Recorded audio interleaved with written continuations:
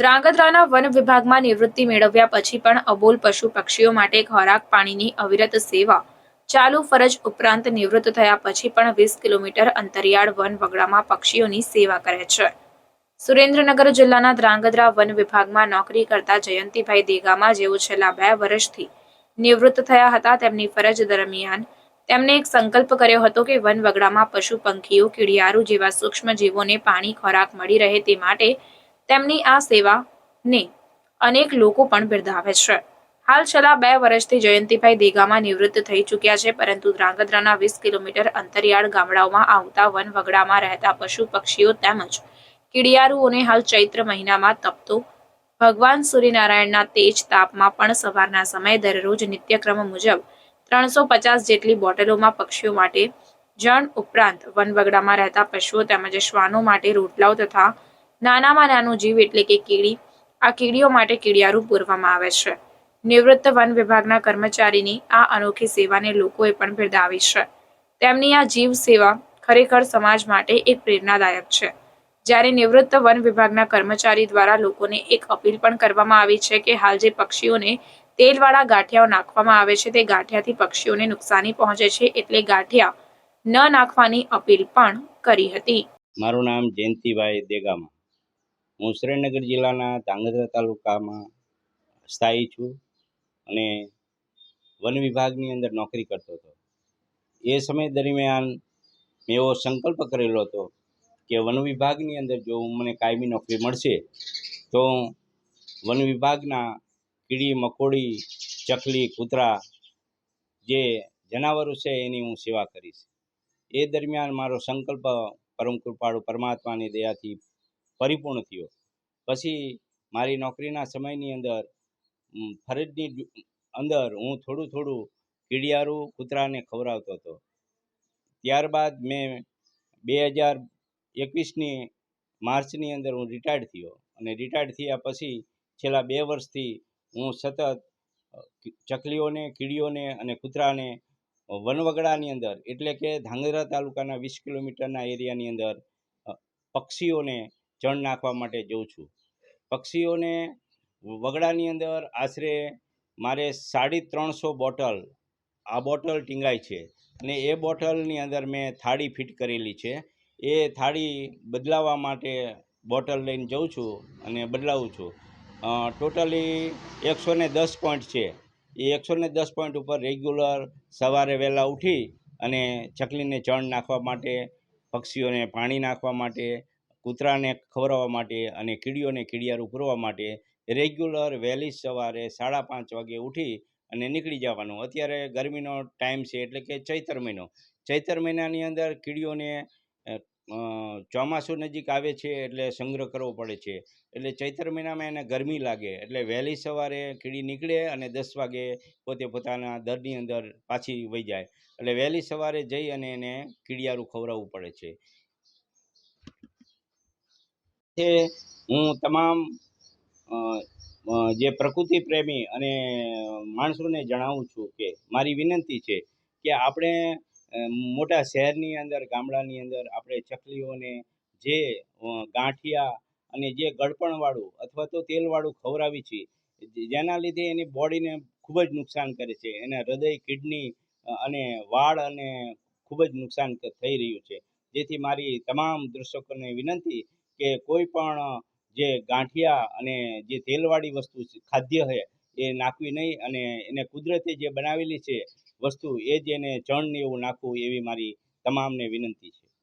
મારું નામ ઝાલા શિવરાજસિંહ છે. હું જયંતિભાઈની બાજુમાં LIC સોસાયટીમાં હળવદ રોડ ઉપર અમે રહી છીએ અને છેલ્લા 10 વર્ષથી હું એમની બાજુમાં રહું છું.